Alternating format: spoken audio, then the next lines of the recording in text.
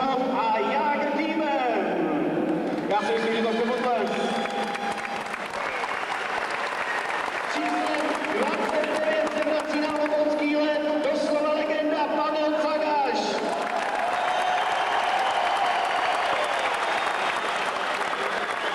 Číslo 52 má Dušan Salpický. 92 Jakub Čech, Benjamínek týmu.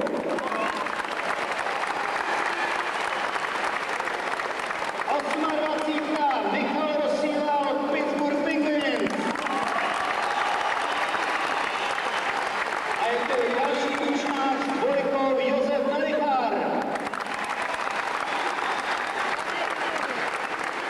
13 má český reprezentant a hráč Tampy Bay Pavel Kubina.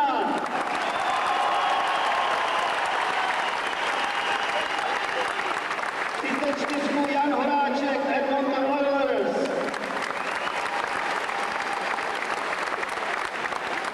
21 mistr světa 2001 Karel Pilář, Toronto Maple Leafs.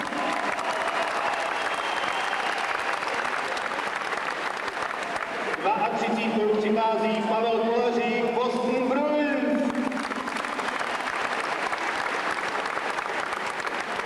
34 má jeho spoluhráč z týmu Medvědů Ivan Huml.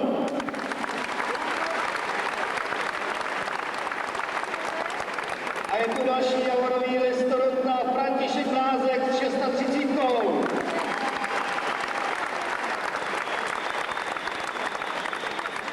37 má Tomáš Divíšek z Philadelphia Flyers.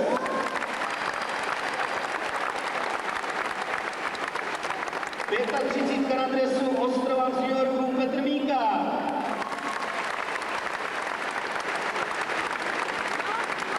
81 Petr tenkrát Anaheim. A pojďme znovu k účňákům 14 Milan Kraft, Pittsburgh Penguins. A ze slunného Los Angeles přiletěl Jaroslav Bednář a na dresu má 91. A jako další mistr světa 2001 Jan Hlaváč se 27. současně.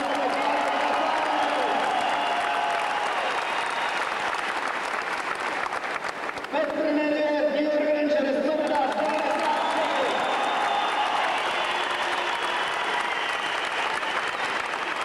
A další účňák Jan Hrdina, 38, Pittsburgh Penguins.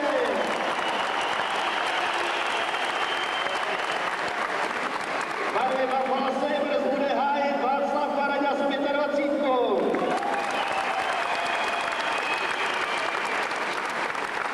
A protože účňáků není nikdy dost, je tu Martin Straka s 82.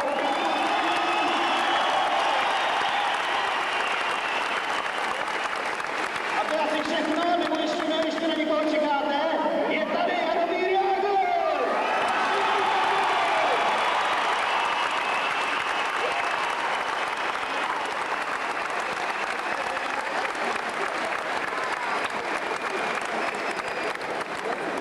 Nedílnou součástí všech utkání Jágr týmu se stala milá věc a tak nyní zvu na led jednak Jaromíra Jágra a také olomouckého rodáka doktora Ivana Langra, místopředsedu parlamentu České republiky. Budou předávat všech na podporu olomouckého mládežnického hokeje, konkrétně na nákup výstroje a ten všech věnovala společnost TK Plus a Jágr tým všech má hodnotu 50 000 korun.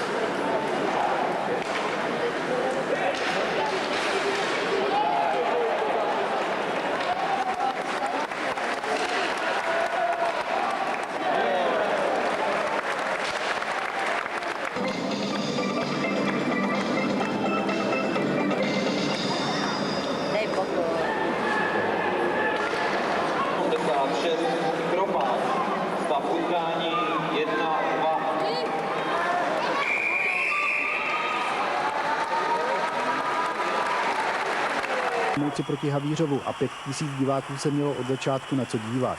Hrál se ještě lepší hokej a znovu byli v permanenci oba brankáři, v černém Salfický a na druhé straně Maláč.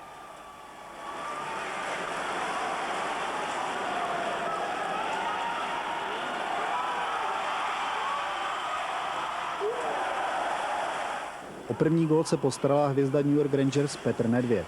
Viděli jsme vás zase po dlouhé době u nás doma i hrát. Jaké to bylo? Tak já jsem byl spokojený. Let trošku byl špatný, já bych řekl, bylo trošku moc teplo, ale jinak já jsem si zahrál dobře. V Rangers vaše útočná řada přišla o Hlaváče. Už víte, kdo ho nahradí? A tak konečně jsme se ho zbavili. Přišel tam velký bourák Erik Lindros. Ne, tak je to škoda. Samozřejmě mě to osobně mrzí, protože jsem s Honzou byl velice dobrý kamarád. A hrálo se myslím s Radkem Dvořákem velice dobře, no ale takový je život, no, takhle to tam chodí a prostě Honza jde do Philadelphie a my jsme dostali vynikající hokejistu nazpátek a doufáme, že se nám bude dařit. Havířovští hráli bez respektu a po řadě šancí přišla akce přes celé kluziště, na jejímž konci Zdráhal vyrovnal.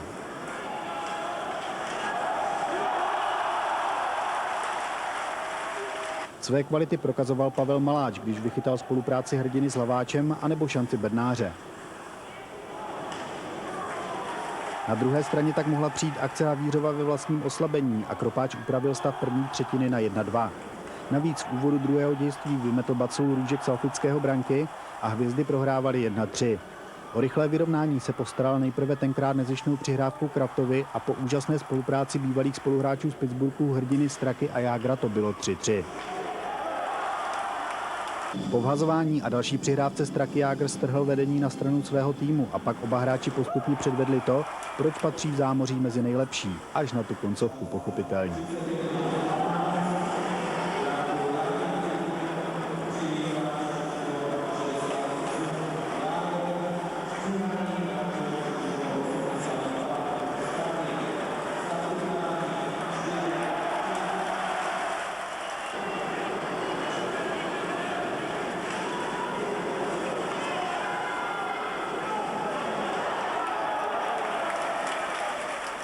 O čistý hat-trick připravil Jaromíra Jágra vlastní gól Havířova, protože přihrávka Straky od zadního mantinelu neměla chybu. V závěrečné třetině ještě Kropáč snížil a Zdráhal propásl šanci na vyrovnání.